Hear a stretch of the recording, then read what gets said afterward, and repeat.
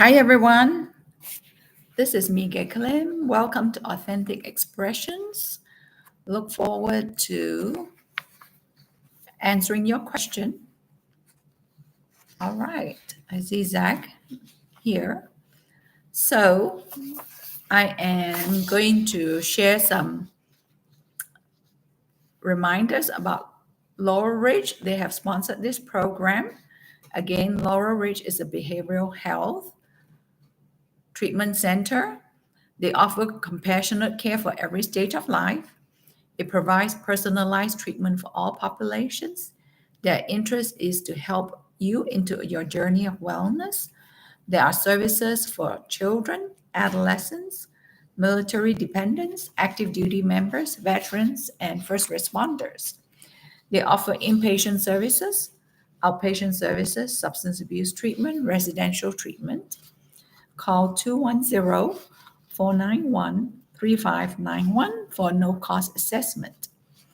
So Laurel Ridge is open 24 hours and 7 days a week.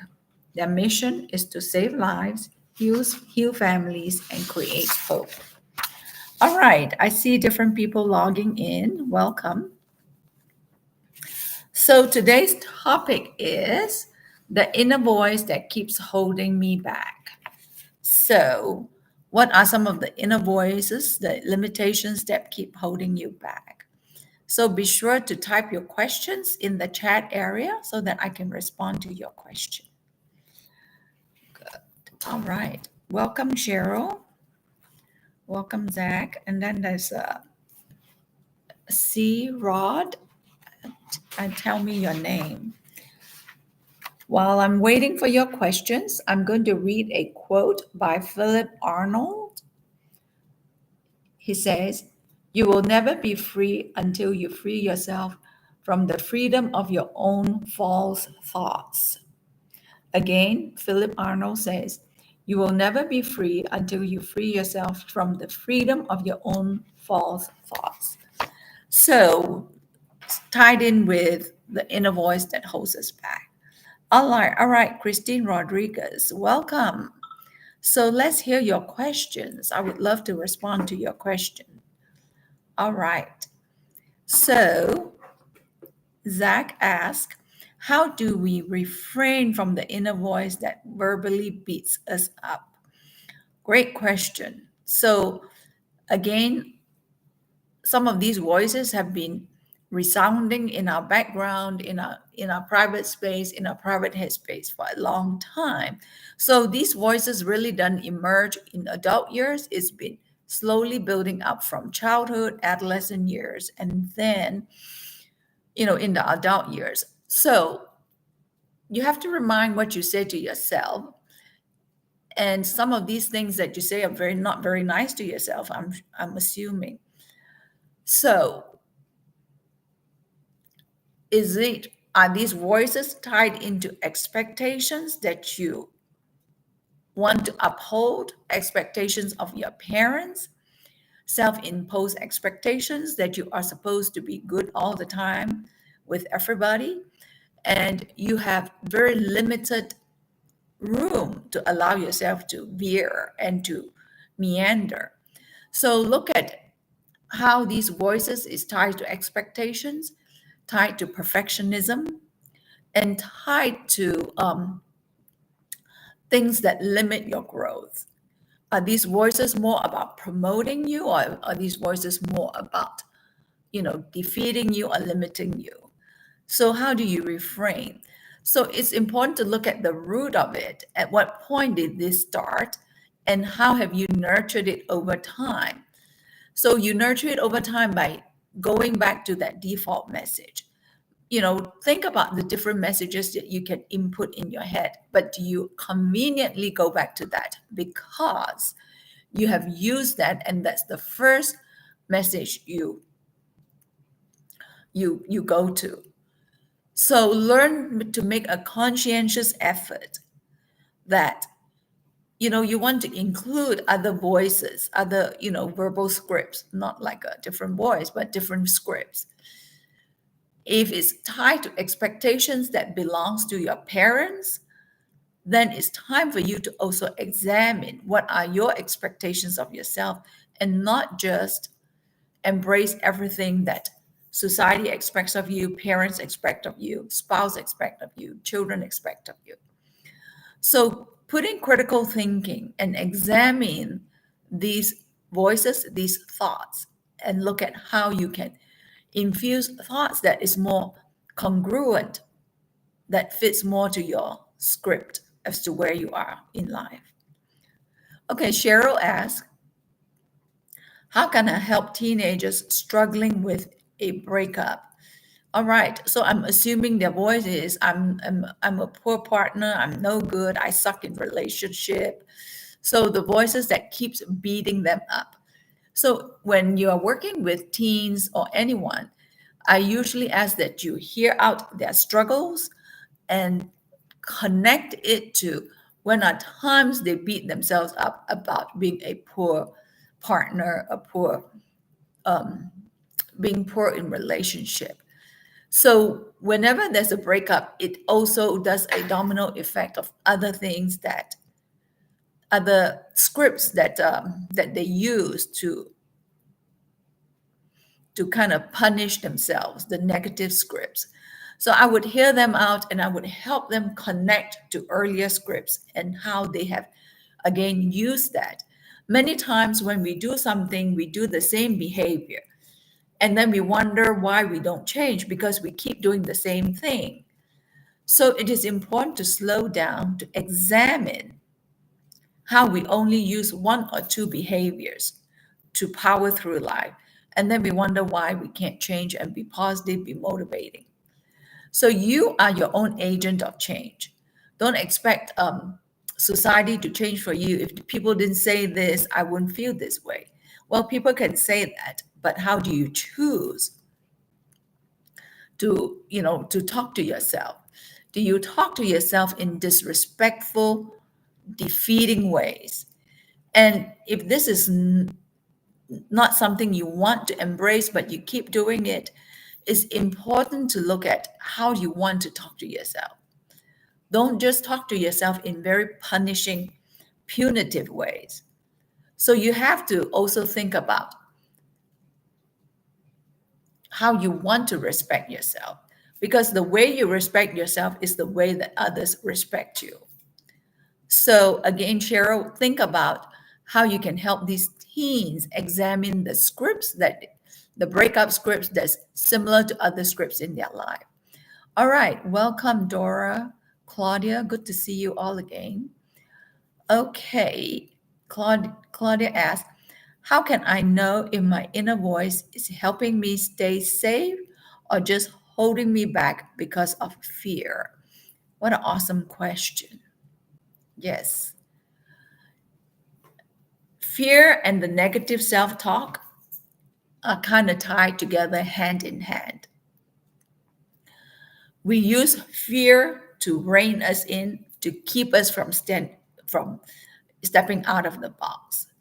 Many times our fears is rooted in what our parents tell us, what society tells us, what society expects of us as females, as males.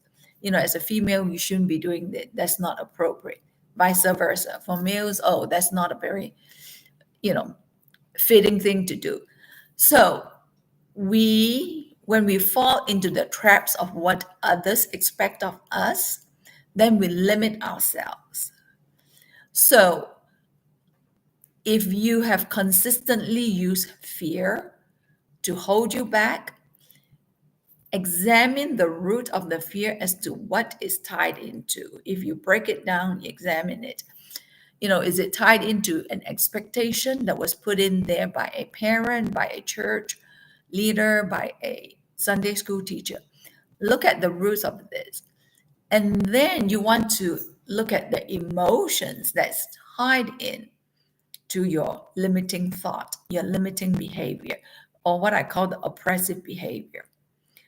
So challenge them, use objective thinking, use clear thinking, challenge them, and think about, I want to behave with clarity. I want to use courage to live life with rather than fear.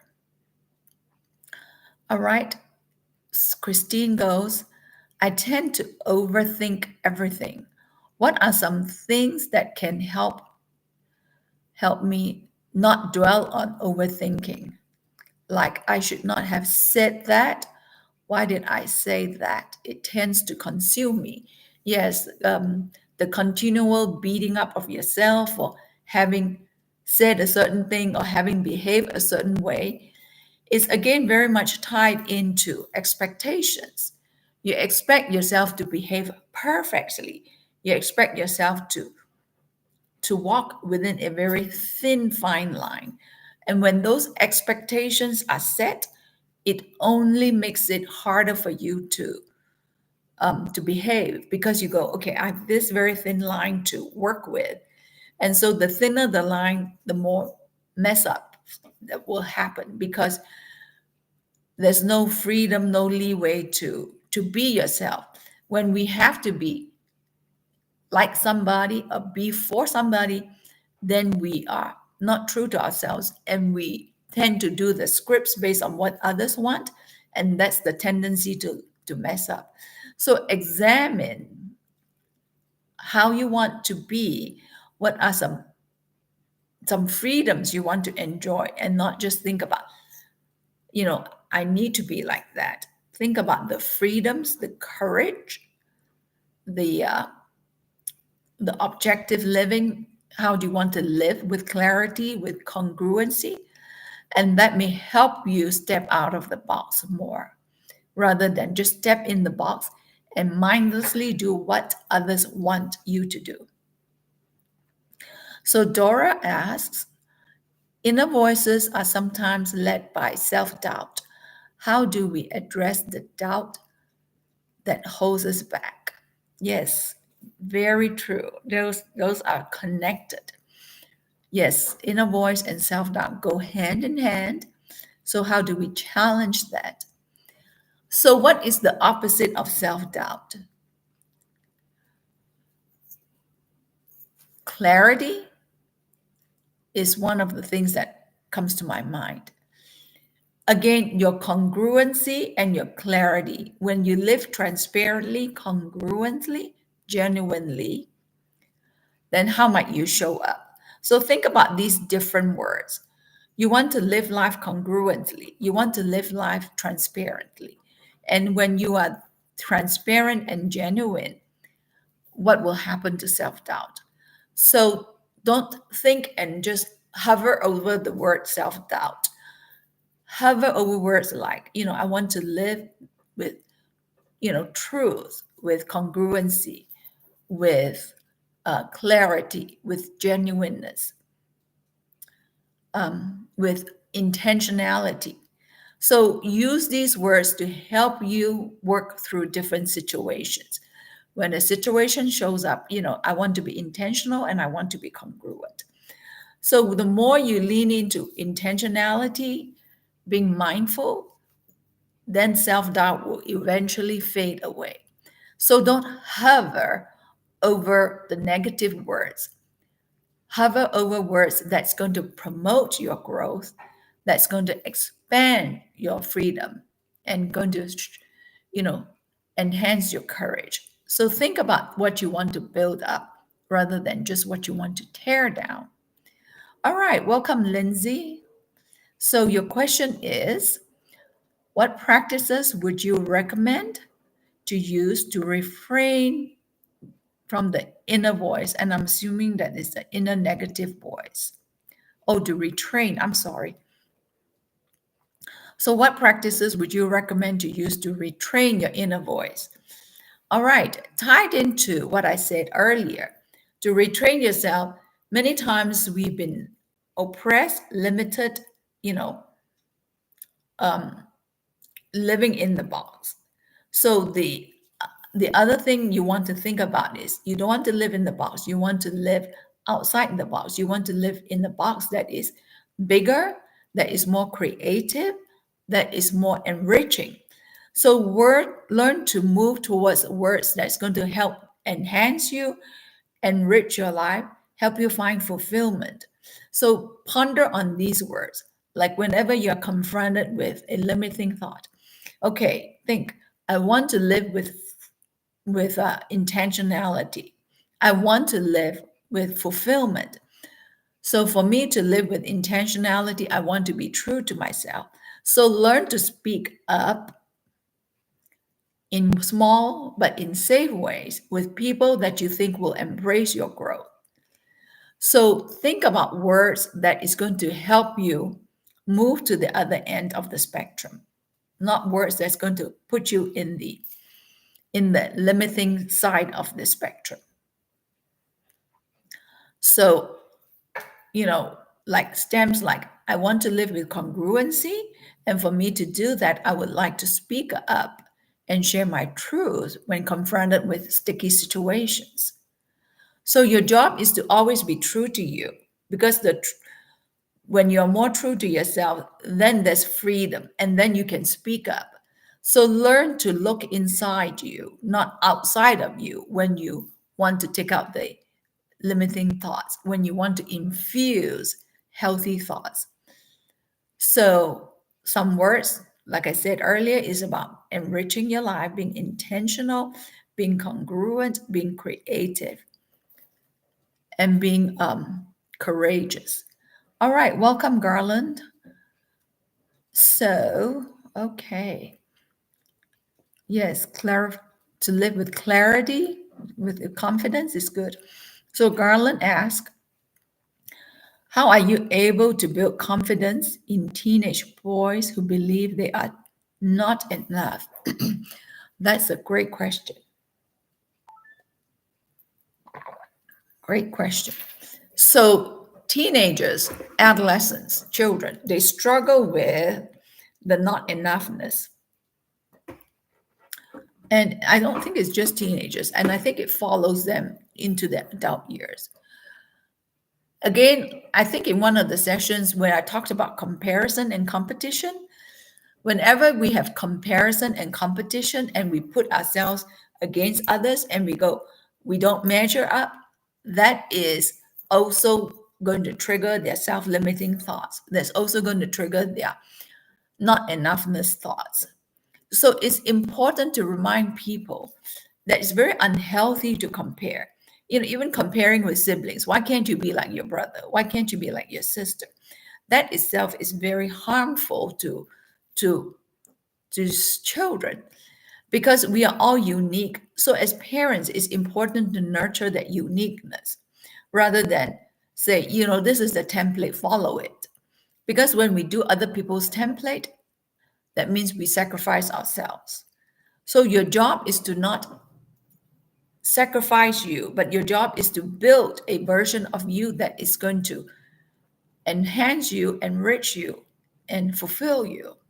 So think about helping these children, these teenagers, talk about what is fulfilling to them. And in the world of competition, the sports arena is very impactful, but they want to be like so and so. Every teen wants to be a footballer, a basketballer, a YouTuber, or whatever. So they want to be like this. So it's important to remind them to be like themselves, to build a version of them that is true to them. Because the more true you are to yourself, then your gifts will show up, your strengths will show up, and that will strengthen more of your internal fortitude and your internal traits. And that will help you shine more. So it's important to remind them if you take up competition, how will your life be different? If you stop complaining about not being good enough, how will your life be different? So help them look at the opposites. Help them look at, their improvements rather than their limitations.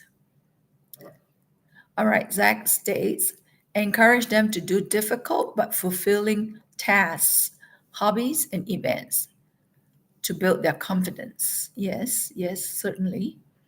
All right. That's a great question. All right, great questions. So Dora says, Lindsay, that's a great question. Welcome, Felicia. Welcome. Glad you're here. So what other questions might you have? So well, while you're typing your questions, I'm going to ask, what are some traits you want to build in order to help you be more on the spectrum of appreciating yourself rather than complaining about yourself? What will help you appreciate yourself more rather than complain about yourself? And then the other thing is, I want you to think about it, or if you have a response, feel free to type it in the chat area. When you take out expectations that was imposed on you, how will your life be different? How can you infuse more of fulfillment in your life? All right, so that goes start and end each day with expressing gratitude towards yourself verbally. Yes. So that's appreciation of self. Yes. That's a great point. Appreciate yourself. So do gratitudes. Think about, the limiting thoughts. What do you want to discard? What do you want to get rid of? Don't just let it sit there and grow other negative thoughts. What are some things you want to discard, to delete, and to clean up? So these are the things you want to think about. So in self-limiting thoughts, what are some thoughts you want to discard? Okay, Dora goes, I think that practicing being authentic to myself would help me have more clarity and congruence. Yes, excellent. And well stated point. I'm going to reread it. Dora says, I think that practicing being authentic to myself would help me have more clarity and congruence. Yes, yes, yes. Very powerful. All right, Felicia, great question. Okay, great input. I often find myself complaining about time. I'm getting older and believe that things I want to accomplish should have happened earlier. This is a stuck point for me. So I would invite you to think about, is it the accomplishments that you want to fulfill for other people? Is it accomplishments that you want to do to enrich your life? So don't get caught up in the what I call the racetrack and just do things to be accomplishing things. How would how would you restate that? Is your life about finding joy, fulfillment, enrichment, or is it about accomplishing tasks?